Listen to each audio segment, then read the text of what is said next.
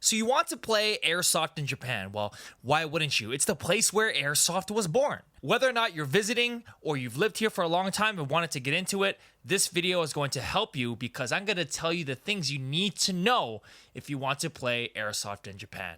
And I'm going to tell you where to go, but that's going to be at the end of this video. Guys, let's go ahead and get right into it. Joule limits. The maximum joule limit is 0.98 joules, and that's with a 0.2 gram byte byte. So if your airsoft toy is shooting over that, it's technically illegal. So you want to make sure that your airsoft toy is well below that. And for indoor games, they have additional restrictions where you can even go all the way down to 0.9 joules. Next, BB weights. So BB weights in Japan are pretty standardized. It's either 0.2 or 0.25. Yes, there are different weights, but widely available weights are 0.2 and 2.5. For indoor fields, most of the time you're only allowed to use 0.2. And for outdoor fields, you're only allowed to use up to 0.25, with the exception of bolt action rifles at 0.28 grams. And that's only at some fields, but get used to using 2s for indoors and 2.5s for outdoors. Next is one life game modes. In Japan, Airsoft is called survival game. It's about surviving and basically not dying.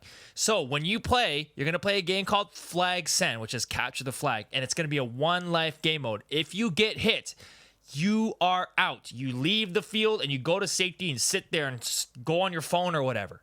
You're not going to be coming back for another 10 minutes until the round is over. And then there's going to be a break in between at most fields. So if you die right away because you were playing aggressive or whatever, and you thought you could just run around a corner, you can sit outside for 20 minutes. So play your life, guys.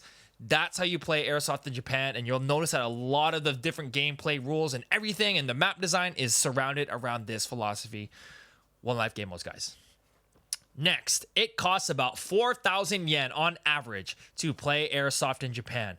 At indoor, that's like half a day, and outdoor, that's like a whole day.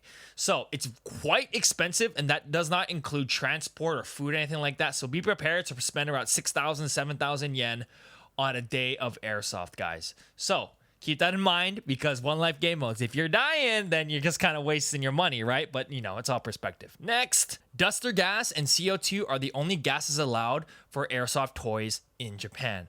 Duster gas is 134A, and it's very weak, and it gets cold pretty quickly. So keep that in mind when you're running your Airsoft toys. And CO2 is kind of starting to make its way through into the industry, but it's still relatively new. So custom CO2 guns are usually not allowed, and CO2 long guns are usually not allowed at the field. So the only CO2 you're going to be allowed to use is like a pistol, and it can't be customized half the time. Next, speaking of pistols, no metal slide pistols. They are technically allowed. There's a gray area. I don't want to get into the whole law about it, but you're better off just not using them and just using a plastic slide pistol. Next, grenades. Grenades in Japan are fairly limited. You can only use it once per round, and you can only throw them about 2 meters ahead of you in an underhand kind of way. Also, no grenade launchers. So keep that in mind when you're thinking about grenades, and you'll see how that kind of changes how you play and how you clear rooms because of their limited usage. Next, no full auto at most fields in Japan. So don't bother trying to bring your full auto build. You likely cannot use it at regular games, and that's not including reservations and stuff like that.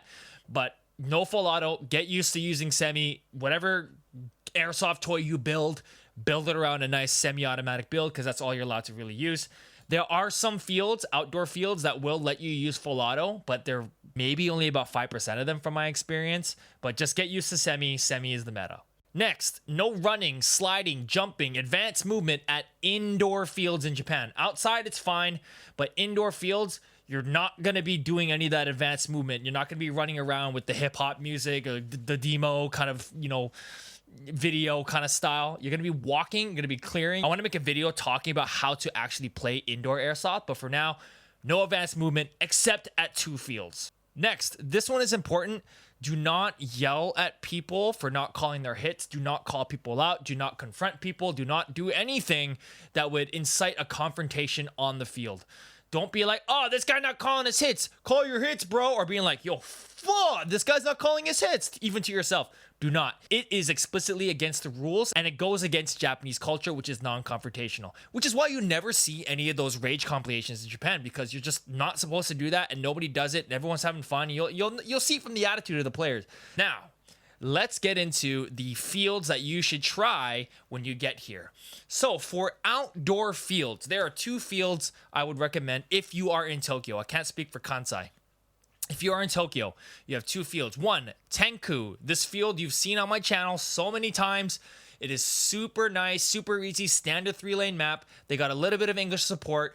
And guys, they have a shuttle, okay? It's 40 minutes from the Shinjuku station. You take 1 train, and then you just get on a shuttle, and then you're good to go. Tenku is a great option, and it's not that expensive either. If you are on the east side of Tokyo, there's a field called Tokyo Sabage Park. And it's basically like the Disneyland of Airsoft. It's one of the most popular fields in Japan. And it's fairly big. It can fit about 150 players, while Tenku can fit about 75. So it's like playing Battlefield on there. The only thing is that it's quite far. It's like almost 2 hours from Tokyo. And it's really expensive to get there by train. It's about 2,500 yen just one way. So just be aware of that, depending on where you are. But I'd say these 2 fields are the best to go.